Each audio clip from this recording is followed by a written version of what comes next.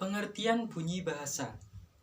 Bunyi bahasa adalah perwujudan dari setiap bahasa yang dihasilkan oleh alat ucap manusia. Bunyi bahasa merupakan sarana komunikasi secara lisan. Selanjutnya, syarat bunyi bahasa. Menurut Muslich 2012, syarat bunyi bahasa dibagi menjadi 3. Yang pertama adalah adanya udara yang mengalir dari paru-paru dan dihembuskan keluar melalui tenggorokan dan keluar melalui hidung ataupun mulut.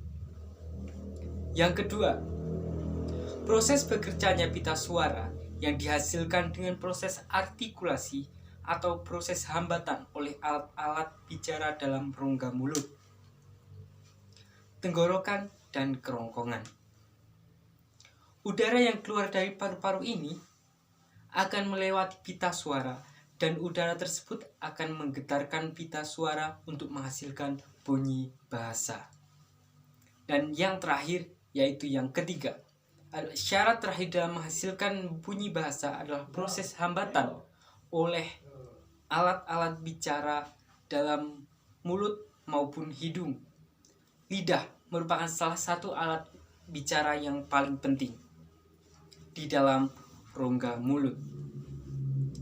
Bagian lainnya yang dianggap penting untuk membunyikan bunyi bahasa adalah bibir. Proses terjadinya bunyi bahasa. Udara dipompakan dari paru-paru melalui batang tenggorokan ke pangkal tenggorokan yang di dalamnya terdapat pita suara. Pita suara tersebut harus terbuka supaya udara bisa dikeluarkan melalui rongga mulut atau rongga hidung atau bahkan keduanya. Udara tersebut diteruskan ke udara bebas. Jika tidak terjadi hambatan sana-sini, maka tidak terdengar bunyi apapun.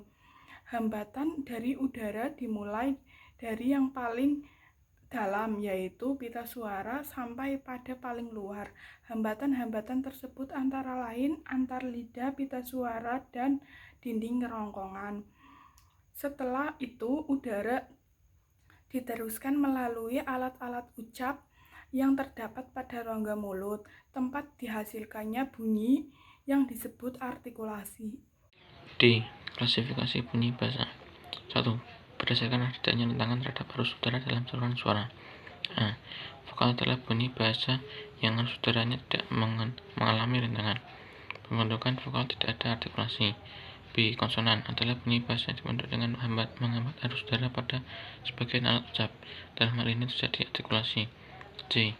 Bunyi semivokal adalah bunyi yang secara praktis termasuk konsonan, tetapi karena pada waktu diartikulasikan belum membentuk konsonan murni. 2. Berdasarkan jalan keluarnya arus udara. A. Bunyi nasal, yaitu bunyi yang dihasilkan dengan menutup arus udara keluar melalui rongga mulut dan membuka jalan agar arus udara dapat keluar melalui rongga hidung. B. Bunyi oral, yaitu bunyi yang dihasilkan dengan jalan mengangkat ujung anak tegak mendekat langit-langit lunak untuk menutupi rongga hidung, sehingga arus udara keluar melalui mulut. 3. Berdasarkan ada tidaknya arus udara saat bunyi diartikulasikan. A. Bunyi keras atau vortis, yaitu bunyi bahasa yang waktu diartikulasikan disertai tegangan ke arus. B. Bunyi lunak atau lanis, yaitu bunyi yang pada waktu diartikulasikan tidak disertai tegangan ke arus. Yang keempat, klasifikasi bunyi bahasa berdasarkan lamanya bunyi pada waktu diucapkan atau diartikulasikan. Bunyi dibedakan menjadi bunyi panjang dan bunyi pendek. Yang kelima, berdasarkan derajat kenyaringannya, bunyi dibedakan menjadi bunyi nyaring dan bunyi tak nyaring. Derajat kenyaringannya ditentukan oleh luas atau besarnya ruang resonansi pada waktu bunyi diucapkan. Makin luas ruang resonansi saluran bicara, maka semakin tinggi juga derajat kenyaringannya. Begitu juga kebalikannya. Yang keenam, berdasarkan perwujudan dalam suku kata. Yang pertama ada bunyi tunggal, yaitu bunyi yang berdiri sendiri dalam satu suku kata atau semua bunyi vokal atau monoftong dan konsonan. Yang kedua ada bunyi rangkap, yaitu dua bunyi atau lebih yang terdapat dalam satu suku kata. Yang ketiga ada diftong atau vokal rangkap yang terdiri dari AI, AU, dan OI. Yang terakhir ada klaster atau gugus konsonan yang terdiri dari PR, KR, TR, dan BL. Lalu yang ketujuh, klasifikasi bunyi bahasa berdasarkan arus udara. Dibagi menjadi dua, yaitu bunyi agresif dan bunyi ingresif. Bunyi agresif yaitu bunyi yang dibentuk dengan cara mengeluarkan arus udara dari dalam paru-paru. Bunyi agresif dibedakan menjadi bunyi agresif pulmonik, dibentuk dengan mengecilkan ruang paru-paru, otot perut, dan rongga dada. Bunyi agresif glotalik terbentuk dengan cara menerapkan pita suara sehingga glotis dalam keadaan tertutup. Lalu bunyi ingresif yaitu bunyi yang dibentuk dengan cara menghisap udara ke dalam paru-paru.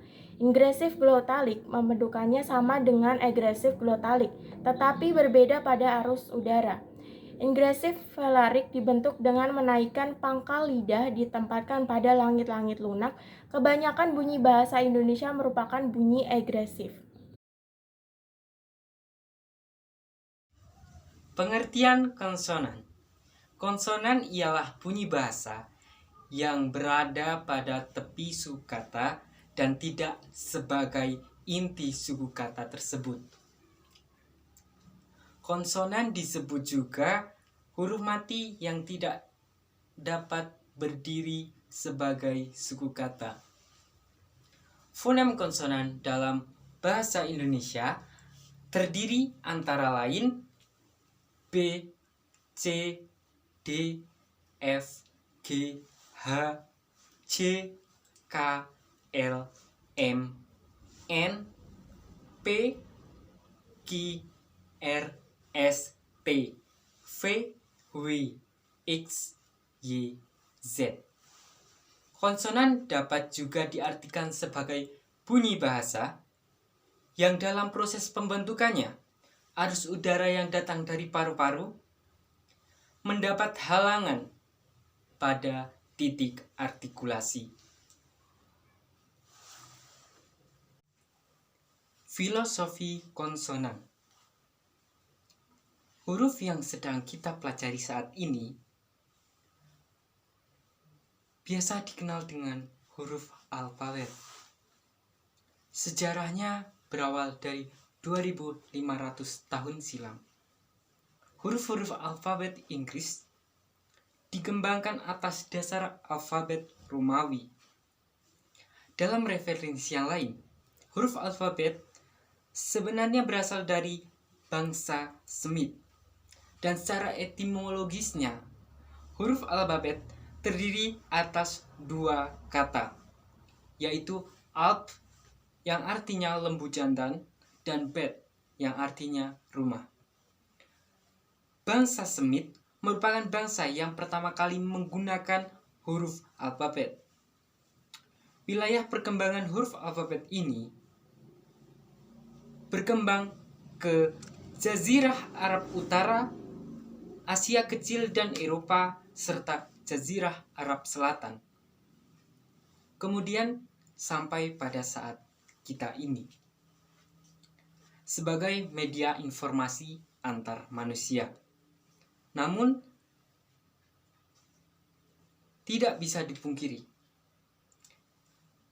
peradaban manusia tidak bisa lepas dari huruf-huruf alfabet ini dan sejarah huruf tersebut yang merupakan media informasi antar manusia.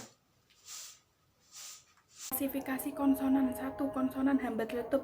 Konsonan hambat letup terjadi karena adanya hambatan secara penuh pada saat udara dialirkan. Kemudian hambatan tersebut dilepaskan secara tiba-tiba. Konsonan hambat letup dibagi menjadi 1. Konsonan hambat letup bilabial. Konsonan hambat letup bilabial terjadi pada artikulator aktif bibir bawah dan artikulator pasif bibir atas. Bunyi yang terjadi P dan B. Bunyi P bunyi keras tak bersuara, bunyi B bunyi lunak bersuara. 2. Konsonan hambat letup apikodental. Konsonan hambat letup apikodental terjadi pada artikulator atik ujung lidah dan artikulator pasif gigi atas. Bunyi yang terjadi T dan D. bunyi T, bunyi keras tak bersuara, bunyi D, bunyi lunak bersuara. 3. Konsonan hambat letup mediopalatal. Konsonan hambat letup mediopalatal terjadi pada artikulator aktif tengah lidah dan artikulator pasif langit-langit keras. Bunyi yang terjadi C dan J. Bunyi C, bunyi keras tak bersuara, bunyi J, bunyi lunak bersuara. 4. Konsonan hambat letup darsovelar. Konsonan hambat letup terjadi pada artikulator aktif pangkal lidah dan artikulator pasif langit-langit lunak. Bunyi yang terjadi K dan G. Bunyi K, bunyi keras tak bersuara, bunyi G, bunyi lunak bersuara. 5. Konsonan hamzah. Konsonan yang menekankan untuk ditutup pada seluruh saluran pita suara sehingga bunyi yang keluar terhambat beberapa saat. Klasifikasi konsonan. 2. Konsonan nasal. Konsonan nasal atau sengam adalah konsonan yang terjadi dengan menghambat rapat atau menutup arus udara dan paru-paru melalui rongga mulut. Jadi strukturnya rapat. Bersama dengan itu, langit-langit lunak beserta anak tekak diturunkan sehingga udara keluar melalui rongga hidung. Menurut tempat-tempatannya atau artikulasinya, konsonan jenis ini dapat diperinci lagi menjadi antara lain yaitu konsonan nasal bilabial. Konsonan nasal bilabial terjadi bila penghambat artikulator aktifnya adalah bibir bawah dan artikulator pasifnya adalah bibir atas. Bunyi yang terjadi adalah M. B. Konsonan nasal apico-alveolar. Konsonan nasal apico-alveolar terjadi bila penghambat artikulator aktifnya adalah ujung lidah dan artikulator pasifnya adalah langit-langit keras. Bunyi yang dihasilkan adalah N. C. Konsonan nasal mediopalatal. Konsonan nasal mediopalatal terjadi bila penghambat artikulator aktifnya adalah lidah tengah dan pasifnya adalah langit-langit keras. Bunyi yang dihasilkan adalah N. D. Konsonan nasal dorsovelar. Konsonan nasal dorsovelar terjadi bila penghambat artikulator aktifnya adalah pangkal lidah dan pasifnya adalah langit-langit lunak. Bunyi yang dihasilkan adalah G. Yang keempat, konsonan geseran atau frikatif. Konsonan geseran atau frikatif adalah konsonan yang dibentuk dengan menyempitkan jalan arus udara yang dihembuskan dari paru-paru, sehingga jalannya udara terhalang dan keluar dengan bergeser. Strukturnya tidak rapat seperti pada konsonan letup, tetapi renggang. Menurut Marsono, tempat artikulasi konsonan geseran dapat dibedakan menjadi: yang pertama, ada konsonan geseran labiodental. Konsonan geseran labiodental terjadi bila artikulator aktifnya adalah bibir bawah dan artikulator pasifnya adalah gigi atas. Bunyi yang terjadi adalah F dan V. Perbedaan di antara kedua geseran itu, F sebagai konsonan keras tak bersuara, sedangkan V adalah konsonan lunak bersuara. Yang kedua ada konsonan geseran lamino-alveolar. Konsonan geseran lamino-alveolar terjadi bila artikulator aktifnya adalah daun lidah dan artikulator pasifnya adalah gusi. Bunyi yang terjadi adalah S dan Z. Perbedaan di antara kedua konsonan lamino-alveolar itu adalah S sebagai konsonan keras tak bersuara, lebih panjang hambatannya. Sedangkan Z adalah konsonan lunak bersuara, lebih pendek hambatannya. Lalu yang ketiga ada konsonan geseran laringal. Konsonan geseran laringal atau geseran glotal terjadi bila artikulatornya adalah sepasang pita suara. Udara yang dihembuskan dari paru-paru pada waktu melewati glotis digeserkan. Bunyi yang terjadi adalah H. Untuk klasifikasi yang kelima ada konsonan getar. Konsonan getar atau geletar adalah konsonan yang dibentuk dengan menghambat jalannya arus udara dan paru-paru secara berulang-ulang dan cepat. Strukturnya rapat renggang. Ujung lidah sebagai artikulator aktif dirapatkan pada gusi sebagai artikulator pasif, kemudian direnggangkan atau dilepaskan, atau dihambat dilepaskan, berkali-kali dengan cepat. Bunyi yang terjadi adalah R.